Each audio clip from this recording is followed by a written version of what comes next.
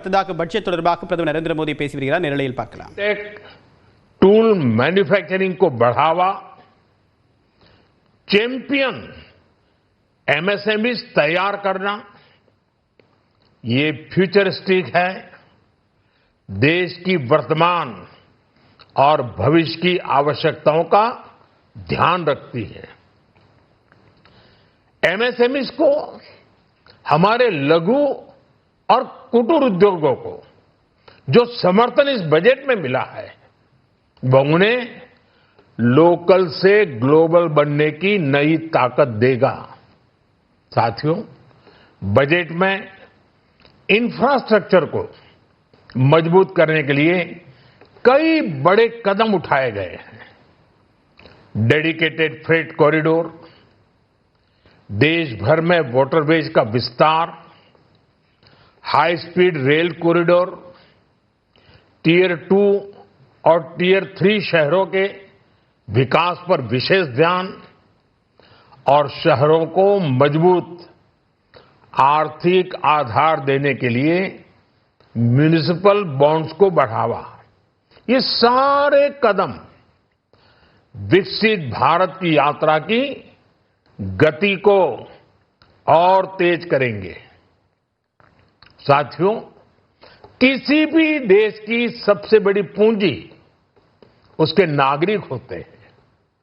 बीते वर्षों में हमारी सरकार ने देश के नागरिकों के सामर्थ्य को बढ़ाने पर अभूतपूर्व निवेश किया है.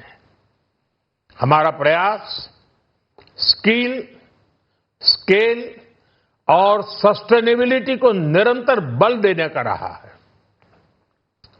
जैसा कि आज पार्लियामेंट में निर्मला जी ने कहा है, यह युवा शक्ति बजट है. उसमें युवा की सोच भी है, युवा के सपने भी हैं, युवा का संकल्प भी है और साथ साथ युवा की गति भी है. बजट में जो प्रावधान किए गए हैं, उससे अलग अलग सेक्टर्स में लीडर्स, इनोवेटर्स और क्रिएटर्स तैयार होंगे. मेडिकल हब्स के निर्माण से, एलाइड हेल्थ प्रोफेशनल्स के माध्यम से, ऑरेंज इकोनॉमी यानी ऑडियो विजुअल गेमिंग को बढ़ावा देकर, पर्यटन को प्रोत्साहन देकर और खेलो इंडिया मिशन के माध्यम से युवाओं के लिए नए अवसरों के द्वार खुलेंगे. भारत को दुनिया का डेटा सेंटर हब बनाने के लिए टैक्स में बड़ी छूट की घोषणा भी की गई है.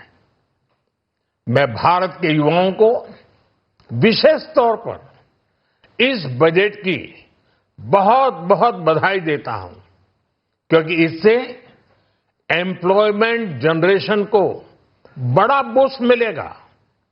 मुझे बहुत खुशी है कि इस बजट में टूरिज्म और विशेषकर नॉर्थ ईस्ट में टूरिज्म को बढ़ावा देने के लिए भी ठोस कदम उठाए गए हैं. भारत के अलग अलग राज्यों को ताकतवर बनाकर संतुलित विकास की नींव भी इस बजट में मजबूत की गई है. साथियों, हमारे देश में 10 करोड़ से ज्यादा महिलाएं सेल्फ हेल्प ग्रुप से जुड़ी हैं और बड़ा सफल अभियान रहा है.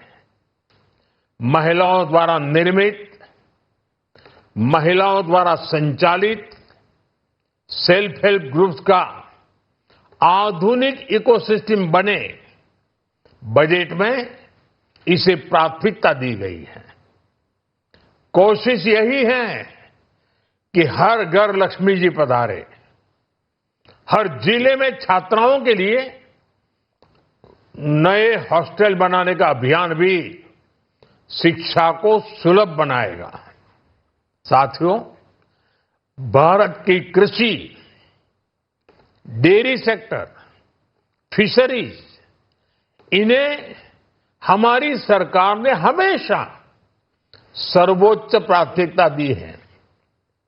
इस बजट में भी नारियल, काजू, कोको और चंदन की पैदावार से जुड़े किसानों பட்ஜெட் தொடர்பாக பிரதமர் நரேந்திர மோடி தெரிவித்த கருத்துக்களை பார்த்தோம்.